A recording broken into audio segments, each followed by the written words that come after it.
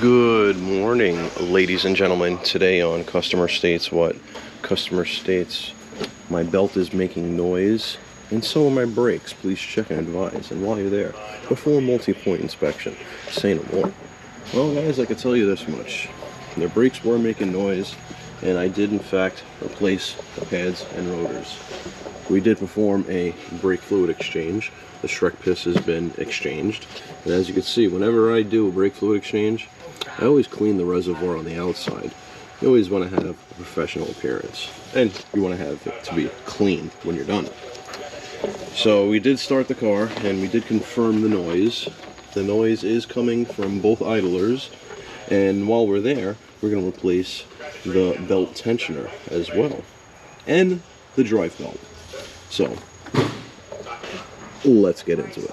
Well, why don't we take it up top, guys? I'm not sure what I said before, but it's a 2012 Sequoia with over 200,000 miles on it. It is, in fact, a two-wheel drive. No front differential, no front axles. And it's in not that bad of a condition. Looks like I'm going to have to brake clean that a little bit more. So a little residual fluid left over. Giggity. Well, same on that side, just a little bit of brake clean will take care of that. But you know what? The flavor on this truck is minimal. They can't be from around here. No way. Well, that hardware looks like it's from around here, actually. Never mind. The frame, though, is... wow. It's in impeccable condition. Let's see, we got a petrified diff. Oh, yeah, it's starting to get petrified just a little bit. Oh yeah, there's, you know what, not for nothing, there's a little bit more flavor back here, and double not for nothing. You see this rust powder? I wonder if these shocks are starting to make noise. I didn't hear anything on my road test, so I don't know, it's the same on this side too. Usually when you see rust powder like this, it's an indication, you know what I mean. It shows that there's movement here, metal and metal. I'm all messed up today. Alright, springs are looking good. The spare is original and dry cracking. At least the rim, it got minimal flavor, but it does have some. Oh boy. I don't think that'll move. Ever. Ever. Oh, I'm going to have to put a little bit more brake clean back here as well. Oh look, that was clean over here. How's the drive shaft? U joints are looking good. You know, it's not that bad of a condition, guys. I must say. Let's how are the O2s? Oh yeah, they're looking good too. They even still got their heat shields and they're not rattling. Huh? Imagine that.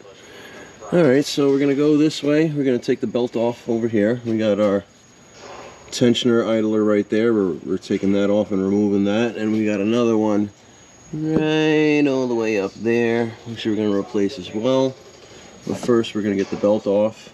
But even before that, we're going to draw our diagram of the belt so we know exactly how to put it back. Well, alright guys, here's our diagram. We got the crank pulley, we got the AC compressor, we got the fan, we got the water pump, power steering, alternator, tensioner idler, regular idler. These are the two that we're replacing. This one and that one, and we're replacing the belt. Very good. Alright, we're going to get up in there on our idler, or I should say, our tensioner.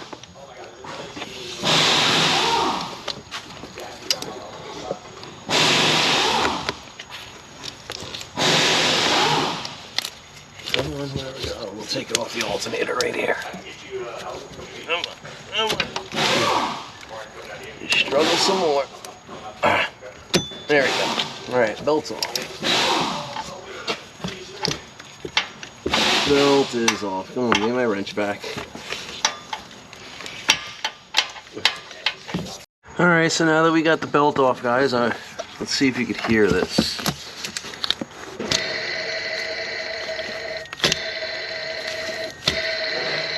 That bearing is Googats. Now imagine that at 1500 RPMs on cold starts.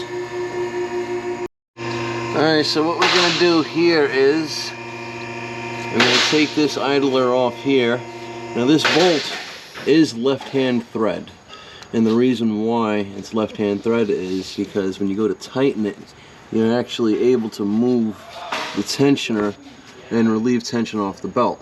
So that's the reason why that bolt there is left-hand thread. As you can see, right there. You just loosen it up. Now we're going to get that out, and we're going to compare the two bearings side by side. Very good. Okay guys, so here we have the old one and the new one. Now if you could hear this, listen up.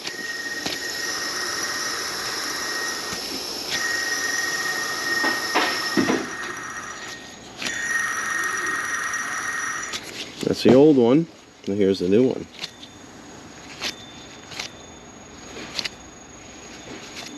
Can't hear it. That bearing is Googats. So now that we brought the vehicle back down, the next idler we're going to replace is this guy right here. Now we are replacing it strictly as precautionary measures. As you could hear, or if you can't hear it, there really is not much noise coming from it. The other one was the worst of the two, but we don't want any bearing noise. We don't want any of that happening for the customer, so we recommend them in pairs. And I could kind of feel a little roughness in the bearing, and what that tells me is that this one is not that far along. So yeah, let's get that out. And the location of it is, we got the battery right here, and you could access it right through here. Very good.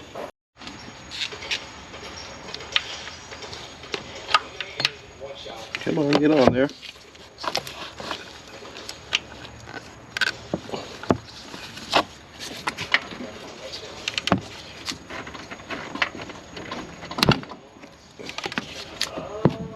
And this one is normal thread. Lefty loosey, or righty tighty. Let's get this out. Well, that would have sucked if it was left-hand thread. We would have found out the hard way. The very hard way.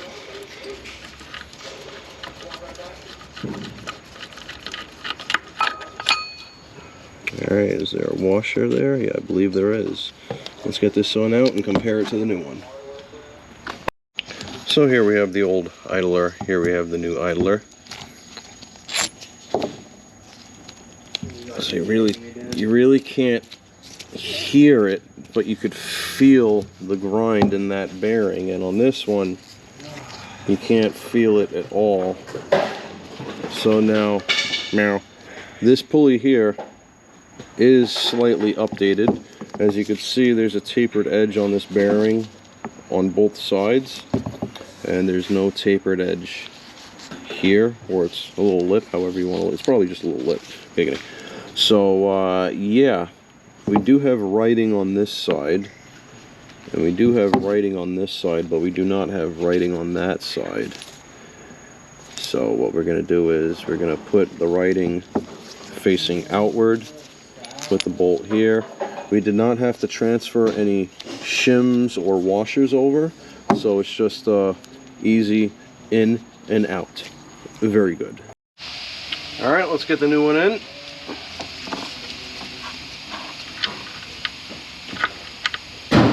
Come on.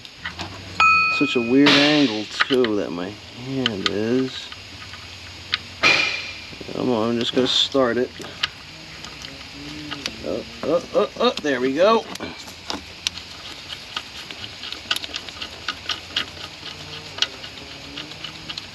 And if you want to know the torque spec, RTFM,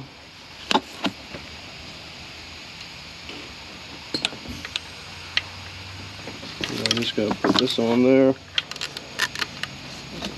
You know, a lot of people are going to say, oh, why don't you torque it to spec? Well, making it good and tight. You got that German torque. I'm a Eurotech, you guys know that. Alright, very good. Make sure it spins. Very good. Let's get the belt on. Alright guys, here we have our fancy belt diagram, and here we have our brand new belt. So these are the ones we replaced, this tensioner idler here and this idler here. This is our tensioner that actually moves, that gives the belt some tension. So what we're going to do is we're probably going to start on this side, work our way around, and we're going to have our belt on the tensioner here, on that idler, but we're going to keep it off the alternator because that's how we originally took it off. We swung this down and we took the belt off here because we couldn't really reach up here in the car because we were dealing with some minimal clearance. So yeah, that's what we're going to do. We're going to route it this way, and yeah, we're going to get it on at the alternator last. Should go well. Well, hopefully. Alright guys, since we have our belt on, our brand new belt, what I always do is I always check every pulley to make sure that the belt is within the proper grooves and not sitting. You don't want it to sit abnormally because then it could throw the belt or it can destroy the new belt, and it appears we are good. So now I'm gonna put the skid shield back on and we're gonna start the engine and sound.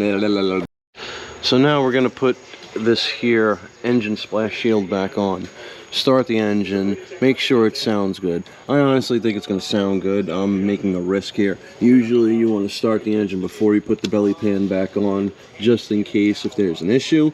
But you know what, we're rolling the dice today. I'm going to put the pan back on and I think I'm good. So yeah. Very good guys, now that the belt is all double checked, let's see how it sounds.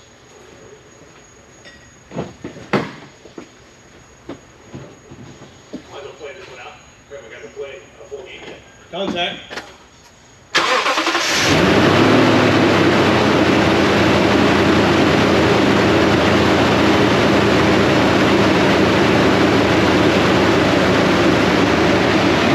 That actually sounds really good. It's a high idle currently because the engine is cold, but it just went down. Listen to that. Can't even hear the belt. No squeak, no rattle, no grind. Perfect. Very, very good, guys. If you don't know what to do, please like, subscribe, hit that bell notification for further content.